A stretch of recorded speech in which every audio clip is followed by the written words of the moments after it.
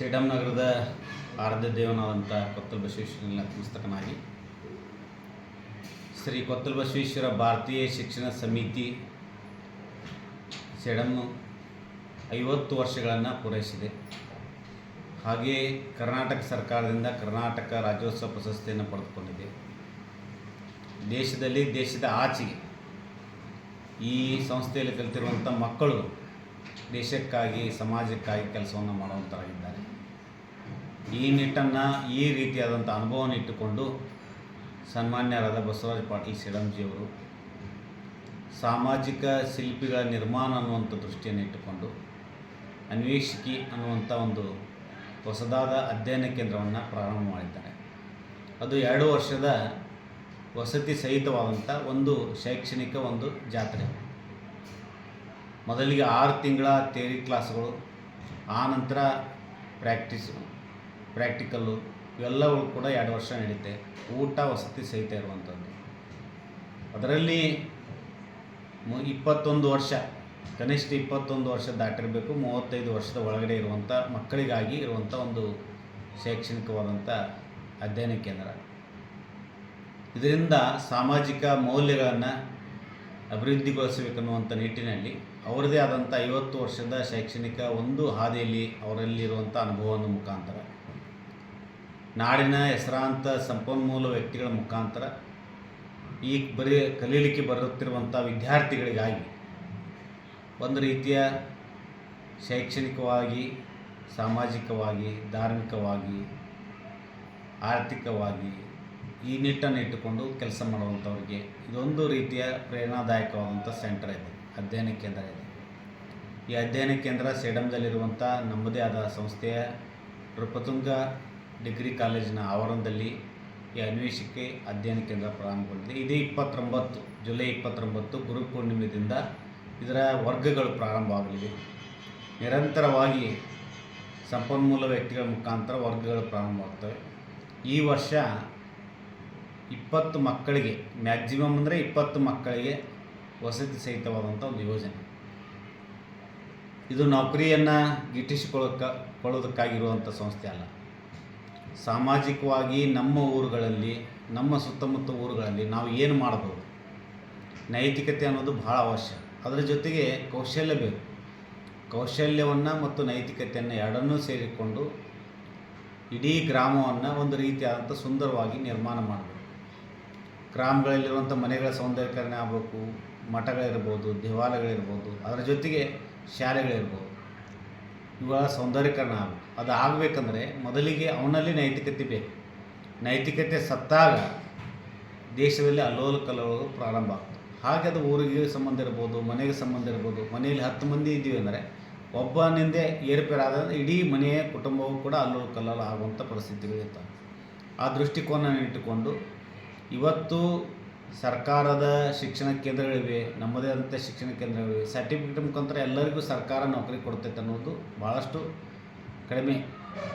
ಮಧ್ಯಪ್ರದೇಶದಲ್ಲಿ ಆದಂಥ ಒಂದು ಘಟನೆ ಇರ್ಬೋದು, ಅಥವಾ ಉತ್ತರ ಪ್ರದೇಶದಲ್ಲಿ ಆದಂಥ ಘಟನೆ ಇರ್ಬೋದು. ಪ್ಯೂನ್ ಪೋಸ್ಟಿಗೆ MA ಮಾಡಿದವರು, PhD ಮಾಡಿದವರೆಲ್ಲ ಅರ್ಜಿ ಹಾಕಿದಂಥ ಪರಿಸ್ಥಿತಿಗಳು. ಅಂದರೆ ಶಿಕ್ಷಣ ಅನ್ನೋದು ಜ್ಞಾನದ ವಿಕಾಸ ಕೇಂದ್ರವಾಗಿರುವಂಥ ಶಾಲೆಗಳು ಯಾವ ಗುಣಮಟ್ಟದ ಶಿಕ್ಷಣವನ್ನು ಕೊಡ್ತಾ ಇವೆ ಅನ್ನುವಂಥದ್ದು ಮನಗಂಡಂಥವರು ಈ ಕೇಂದ್ರವನ್ನು ಪ್ರಾರಂಭ ಮಾಡಿದ್ದಾರೆ.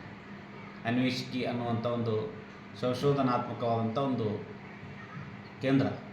ಈ ಕೇಂದ್ರದ ಮುಖಾಂತರ ಕೃಷಿಯಲ್ಲಿ ನಿಪುಣ ಆಗ್ತಾನ, ಅಥವಾ ಉದ್ಯೋಗಪತಿ ಆಗ್ತಾನ, ಅಥವಾ ಸಾಮಾಜಿಕವಾಗಿ ಕೆಲಸ ಮಾಡುವಂಥ ಒಬ್ಬ ಸಾಮಾಜಿಕ ನೇತಾರರಾಗ್ತಾನ. ಅದು ಆದಮೇಲೂ ಕೂಡ ಬೇರೆ ಬೇರೆ ರಂಗದಲ್ಲಿ 9 ಕ್ಷೇತ್ರಗಳನ್ನು ಇಟ್ಟುಕೊಂಡು ಕೆಲಸ ಮಾಡಿದಂಥದ್ದು. ಮೊನ್ನೆ ಆದಂಥ ಭಾರತೀಯ ಸಂಸ್ಕೃತಿ ಉತ್ಸವದ 7ನೇ ಸಮಾವೇಶದಲ್ಲಿ ಒಂದಿಷ್ಟು ಮಂದಿ ನಾಡಿನ, ದೇಶದ ಪ್ರಮುಖರೆಲ್ಲರೂ ಸೇರಿಕೊಂಡು ಒಂದು ಚರ್ಚೆಯನ್ನು ತಂದಂಥವ್ರು. ಇನ್ನೊಂದು 5 ವರ್ಷ ಅಥವಾ 10 ವರ್ಷ ಹೋದರೆ ಯಾವ ಡಿಗ್ರಿಗೂ ಕೂಡ ವ್ಯಾಲ್ಯೂ ಇರಲಾರ್ದಂಥ ಪರಿಸ್ಥಿತಿ ಬರ್ತದೆ.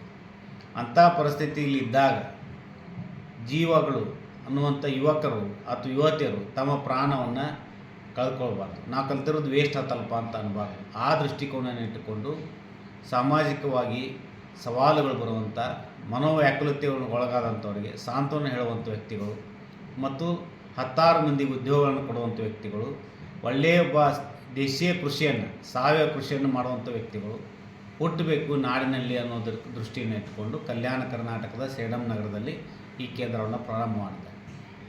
ಅದಕ್ಕಾಗಿ ನಾನು ಹೇಳೋದು, ಏನು ಒಂದು ಪ್ಯೂನ್ ಪೋಸ್ಟಿಗಾಗಿ 120 ಮಂದಿ ಅವತ್ತು ಅರ್ಜಿಯನ್ನು ಹಾಕಿದ್ರು. ಅದಾದಮೇಲೆ ಇವತ್ತೂ ಕೂಡ ಹೋರಾಟವಿದೆ, ನೌಕರಿ ಬೇಕನ್ನುವಂಥ ಹಂಬಲವಿದೆ. ಆದರೆ ಹಂಬಲ ಇರಲಿ, ಬೇಡ ಅನ್ನೋದಿಲ್ಲ. ಆದರೆ ಭಾರತೀಯ ಸಂಸ್ಕೃತಿ, ಭಾರತೀಯ ಪೌರತ್ವ, ಭಾರತೀಯ ಸಂವಿಧಾನ, ಭಾರತೀಯ ಸಂಸ್ಕೃತಿ ಇವನ್ನು ಮೈಗೂಡಿಸಿಕೊಂಡು ಮಾಡಬೇಕು. ಭಾರತ ದೇಶ ಇನ್ನೊಂದು ದಿನಮಾನದಲ್ಲಿ 96% ಸಂಶೋಧನೆಯಲ್ಲಿ ಮುಂದಿರುವಂಥ ದೇಶ. ಇವತ್ತು ಸಂಶೋಧನಾ ಕ್ಷೇತ್ರವು ಕೂಡ ಕುಗ್ಗಲಿಕ್ಕೆ ಕಾರಣ ಅಂದರೆ ಒಂದು ಗುಲಾಮಗಿರಿತನ ಬರ್ತಾಯಿದೆ. ಅದಕ್ಕಾಗಿ ನೈತಿಕವಾಗಿ ಅವರನ್ನು, ಸಂಶೋಧನಾತ್ಮಕವಾಗಿ ಅವರನ್ನು ಮೇಲೆ ತರಬೇಕನ್ನೋ ದೃಷ್ಟಿಕೋನ ಇಟ್ಟುಕೊಂಡು ಪದವಿ ಮುಗಿಸಿದಂಥವರು ಕನ್ನಡ, ಹಿಂದಿ, ಇಂಗ್ಲೀಷ್ ಅಥವಾ ಬೇರೆ ರಾಜ್ಯದ ವಿದ್ಯಾರ್ಥಿಗಳಾದರೆ ಅವರ ಮಾತೃಭಾಷೆ ಜೊತೆಗೆ ಕನ್ನಡ ಮತ್ತು ಹಿಂದಿ, ಇಂಗ್ಲೀಷ್ ಮತ್ತು ಹಿಂದಿಯನ್ನು ಬಳಸಿಕೊಂಡು ಆ ಮಕ್ಕಳು ಬೆಳೀಬೇಕು ಅನ್ನೋ ಒಂದು ದೃಷ್ಟಿಯಿಂದ ಇದನ್ನು 2 ವರ್ಷದ ಸಂವಹನ ಕೇಂದ್ರ ಅನ್ನೋವನ್ನು ಇಟ್ಟುಕೊಂಡು ವಸತಿಯುಕ್ತವಾದಂಥ ಒಂದು ಯೋಜನೆಯನ್ನು ಮಾಡಿದ್ದಾರೆ. ಇದಕ್ಕೆ ಒಬ್ಬ ವಿದ್ಯಾರ್ಥಿಯಿಂದ 2 ಲಕ್ಷವನ್ನು ಫೀಸನ್ನು ಇಟ್ಟಿದ್ದಾರೆ. ಆದರೂ ಕೂಡ ಒಂದು ನಮ್ಮ ಸಂಸ್ಥೆ ಯಾರಾದರೂ ವಿದ್ಯಾರ್ಥಿಗಳು 4 ಮಂದಿ ಅಥವಾ 5 ಮಂದಿ ನಾವು ಕಲೀಲಿಕ್ಕೆ ತಯಾರಿದ್ದೀವಿ, ನಮಗೆ ಹಿಂದಿ ಬರ್ತದೆ, ಇಂಗ್ಲೀಷ್ ಬರ್ತದೆ ಅಂತ ಮುಂದೆ ಬಂದರೆ ನಾವೇ 5 ವಿದ್ಯಾರ್ಥಿಗಳಿಗೆ ಉಚಿತವಾಗಿ ಊಟ ವಸತಿಯನ್ನು ಕೊಟ್ಟು 2 ವರ್ಷ ಇಲ್ಲೇ ಇರ್ತೀವಿ ಅಂತ ಅಗ್ರಿಮೆಂಟ್ ಮಾಡಿದರೆ ಆ ವಿದ್ಯಾರ್ಥಿಗೆ ನಾವು ಅದರ ಖರ್ಚು ವೆಚ್ಚವನ್ನು ನಾವು ನಮ್ಮ ಸಂಸ್ಥೆ ವತಿಯಿಂದಲೇ ನೇರವಾಗಿ ಭರಿಸ್ತೇವೆ. ಇದರಿಂದ ಇಡೀ ಗ್ರಾಮ, ಇಡೀ ನಗರ ಅಥವಾ ಇಡೀ ಜಿಲ್ಲೆಯಾದ್ಯಂತ ಒಬ್ಬ ಶ್ರೇಷ್ಠ ವ್ಯಕ್ತಿ ನಿರ್ಮಾಣ ಆಗೋದಂತೂ ಖಂಡಿತ ಸಾಧ್ಯವಿದೆ. ಅದಕ್ಕಾಗಿ ಹೊಸದಾದಂಥ ಯೋಜನೆ, ಸರ್ಟಿಫಿಕೇಟ್ ಇರುವುದಿಲ್ಲ, ಆದರೆ ಗ್ರೇಡ್ ಇರುವುದಿಲ್ಲ. ಇದನ್ನು ಮಾಡುವ ಉದ್ದೇಶ ಅಂದರೆ ಭಾರತೀಯ ಸಂಸ್ಕೃತಿ ಉಳಿಬೇಕು ಅನ್ನೋ ದೃಷ್ಟಿಕೋನವನ್ನು ಇಟ್ಟುಕೊಂಡು ಸನ್ಮಾನ್ಯರಾದಂಥ ಹಿರಿಯರಾದಂಥ ಬಸವರಾಜ ಪಾಟೀಲ್ ಅವರು ಮಾಡಿದ್ದಾರೆ. ಅವ್ರ ಜೊತೆಗೆ ಒಟ್ಟಾರೆಯಾಗಿ ದೇಶದಾದ್ಯಂತ ಬೇರೆ ಬೇರೆ ಕಂಪನಿಗಳು, ಬೇರೆ ಬೇರೆ ಕೃಷಿ ತಜ್ಞರು, ಬೇರೆ ಬೇರೆ ಸಾಮಾಜಿಕ ಕಾರ್ಯಕರ್ತರು ಎಲ್ಲರೂ ಸೇರಿಕೊಂಡು ಚರ್ಚೆ ಮಾಡಿದ್ದಾರೆ. ಅವರು ನಿರಂತರವಾಗಿ 2 ವರ್ಷ ನಿಮ್ಮೆಲ್ಲ ನೀವು ಯಾರು ಕಳಿಸ್ಬೇಕಂತೀರಿ, ಮಠಾಧೀಶರಿರ್ಬೋದು, ಉದ್ಯೋಗಪತಿಗಳಿರ್ಬೋದು, ರಾಜಕೀಯ ನೇತಾರರಿರ್ಬೋದು, ನಮ್ಮ ಮನೆಯಲ್ಲೊಬ್ಬ ನೈತಿಕವಾದಂಥ ವ್ಯಕ್ತಿ ಬೇಕೇ ಬೇಕು ನಮ್ಮ ಅಸ್ತಿತ್ವವನ್ನು ಉಳಿಸೋದಕ್ಕಾಗಿ, ನಮ್ಮ ಮನೆತನದ ಗೌರವವನ್ನು ಉಳಿಸೋದಕ್ಕಾಗಿ ಅನ್ನುವಂಥ ಹಂಬಲ ಇರುವಂಥವ್ರು ತಮ್ಮ ಮಕ್ಕಳನ್ನು ಕಳಿಸ್ಕೊಡ್ಬೋದು. ಅಥವಾ ಯಾರು ಇಂಟ್ರೆಸ್ಟ್ ಇದೆ ಅವರೇ ಬಂದು ನೇರವಾಗಿ ಇಲ್ಲಿರ್ಬೋದು. ಒಳ್ಳೆಯದಾದಂಥ ಭಾರತೀಯ ಹಿನ್ನೆಲೆಯನ್ನು ಇಟ್ಟುಕೊಂಡು ಈ ಕಾರ್ಯ ಪ್ರಾರಂಭವಾಗಿದೆ. ಅದಕ್ಕೆ ನಿಮ್ಮೆಲ್ಲರಿಗೂ ನನ್ನ ವತಿಯಿಂದ ರಿಕ್ವೆಸ್ಟ್, ವಿನಂತಿ ಇದೆ. ಈ ಕಾರ್ಯಕ್ಕಾಗಿ ಕೇವಲ 20 ಮಕ್ಕಳನ್ನು ನಾವು ಸೇರ್ಪಡೆ ಮಾಡ್ಕೊಳ್ತಾ ಇದ್ದೀವಿ.